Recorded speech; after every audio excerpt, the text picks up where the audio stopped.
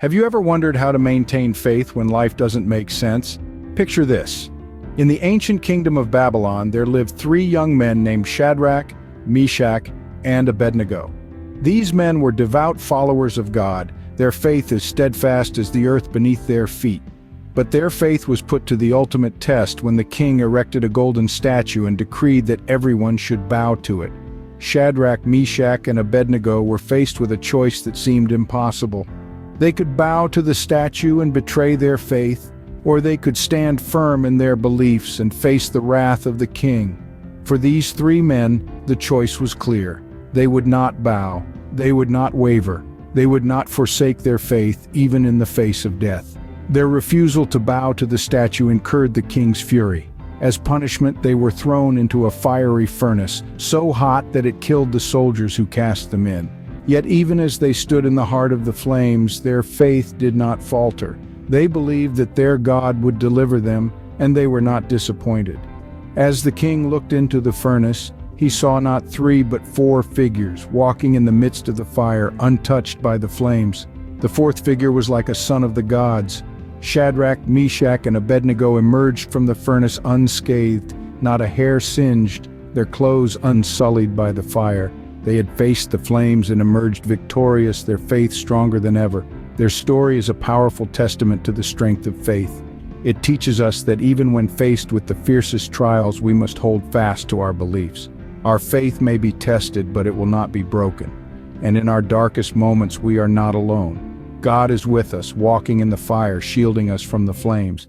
They chose the furnace over forsaking their faith, and in return, God protected them from the flames. Their faith was rewarded even in the face of certain death. But what about when the storm seems unending? What then? Let's take a moment to reflect on the story of Job. Imagine being a man of immense wealth, blessed with a loving family and excellent health. Now imagine losing all of that in an instant. This is the trial that Job faced, a storm of unimaginable loss and pain. In the midst of his prosperity, Job was suddenly stripped of everything he held dear. His wealth vanished as if it were a mirage. His children, the apples of his eye, were swept away from this world. Even his health, the robust vitality that had once been his, was reduced to a shadow of its former self. Yet in the face of such devastating loss, Job did something extraordinary. He refused to curse God. Yes, he questioned, he grieved, he lamented, but he did not curse. Despite his sorrow and suffering, he chose to trust in the divine wisdom and goodness of God. His friends urged him to denounce God, to give voice to his pain and anger and curses. But Job responded, "Shall we accept good from God and not trouble?" His faith was unwavering even as the storm raged around him. Job's story is not just about suffering, it's a testament to the power of faith in the midst of tribulation. He experienced the darkest depths of despair, and yet he held on to his faith. He trusted in God even when life didn't make sense. His trials were immense, and yet he emerged from the storm with his faith not only intact but strengthened. His story teaches us that faith isn't about having a smooth journey. It's about trusting in God even when the path is rough, even when the storm is unending. Job's story teaches us that faith can weather any storm, no matter how devastating. His faith was tested, but it never faltered.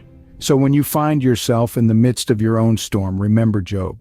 Trust in God, hold on to your faith, and know that the storm will pass. Sometimes it's not about the trials we face, but about stepping out in faith. Imagine a scene from the New Testament where the Apostle Peter is in a boat with his fellow disciples in the middle of a stormy sea. Amidst the storm's chaos, a figure appears walking on the water. It's Jesus. Peter, seeing his master, is filled with a sudden surge of faith. He calls out to Jesus, asking to join him on the water. Jesus responds, "Come." Without a second thought, Peter steps out of the boat, his eyes fixed on Jesus. For a moment, the impossible becomes possible. Peter, a mere mortal, is walking on water. His faith is so strong, so unwavering, that he defies the laws of nature. But then the wind picks up, the waves grow larger, and fear creeps into Peter's heart. His gaze shifts from Jesus to the storm around him. Doubt replaces faith, and Peter begins to sink. Yet, in his fear, Peter does something remarkable. He doesn't try to swim back to the boat or fight the waves on his own. Instead, he reaches out to Jesus, crying, "Lord, save me." And Jesus, without hesitation, reaches out and catches him. As they climb back into the boat, the storm ceases. Jesus then turns to Peter and asks, "Why did you doubt?" This story isn't just about Peter walking on water, it's a tale of faith, doubt, and trust. Peter had faith to step out of the boat, doubt when he saw the storm, but trust to call out to Jesus when he started to sink.